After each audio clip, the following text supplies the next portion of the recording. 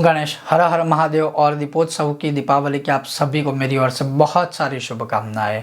और त्रिरात्रि व्रत में आपने एक व्रत का नाम सुना हो और जो है दीपावली की रात्रि काल में शयनोत्सव है श्री यंत्र के द्वारा या श्री यंत्र के लिए।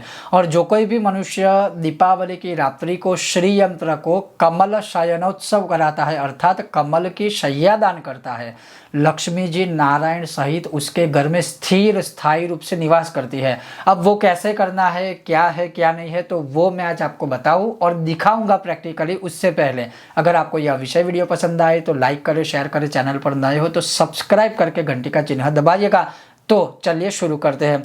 अब उसमें कहा गया है कि आप दीपावली की रात्रि को, और इस बार की अगर हम बात करें तो 31 तारीख गुरुवार को दोपहर के 2 बजे के बाद, अर्थात मैं यही कहूँगा कि सायंकाल को ही कीजिए। सायंकाल अर्थात सूर्यास्त के पश्चात किसी भी समय पर आप अपने घर के मंदिर में या जिस जगह पर आप श्री यंत्र रखते हैं उनके नीचे कमल बिछा दीजिए बहुत अच्छी तरह से। अगर कमल ना हो तो फिर पुष्प की पंखुड़ियाँ, खास करके गुलाब की पंखुड़ियाँ बिछा दीजिए, और वो भी ना हो तो कोई सुगंधित पुष्प। लेकिन शास्त्रों का कथन है कमल शैया दान, लेकिन देशकाल अनुसार अगर कमल प्राप्त ना हो तब आप कोई और अन्य पुष्प लीजिए और उसको अच्छे से बिछा दीजिए और उनके ऊपर अपने हाथों से श्री यंत्र रख दीजिए। उसे कहा जाता है श्री यंत्र शैयादान। और ऐसा करने से लक्ष्मी जी की बहुत बड़ी कृपा प्राप्त होती है। और खास करके जिनके वहाँ हमारे द्वारा जितने भी श्री यंत्र गए हैं हर वर्ष वो शैया दान करते हैं। आप चाहे तो उसका वीडियो फोटो भी हमारे साथ शेयर कर सकते हो। तो अब मैं आपको वह दिखाता हूँ कि कैसे श्री यंत्र की शैया दान हमें करनी चाहिए।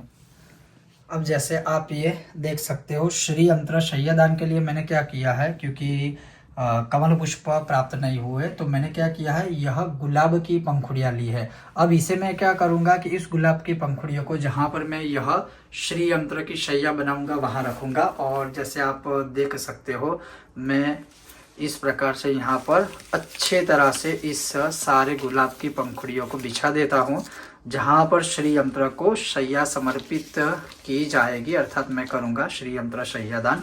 तो आप शैया दान के लिए इस प्रकार से यहाँ पर पहले से ही गुलाब को बिछा दीजिए, गुलाब की पंखुड़ियों को, और फिर अपने हाथों से माता लक्ष्मी जी को, साक्षात श्री यंत्र को हमारे घर में आवाहित करने हेतु पूर्ण रूप से स्थिर रूप से निवास करने के लिए हमारे घर में उनका आवाहन आदि हमें करना है। और यह अद्भुत श्री यंत्र का शैयादान है, ये करने मात्र से भी स्थिर लक्ष्मी की हमें प्राप्ति होती है। तो इस प्रकार से आप देख सकते हो कि मैंने यहाँ पूर्ण रूप से श्री यंत्र के शैया के लिए पुष्प बिछा दिए हैं। तो जैसे आप यहाँ पर देख सकते हो मैंने क्या किया कि यहाँ पर जो पुष्प की पंखुड़ियाँ बिछाई थी उनके ऊपर अपने यंत्रराज जी को अर्थात श्री यंत्र जी को ऐसे रख दिया है।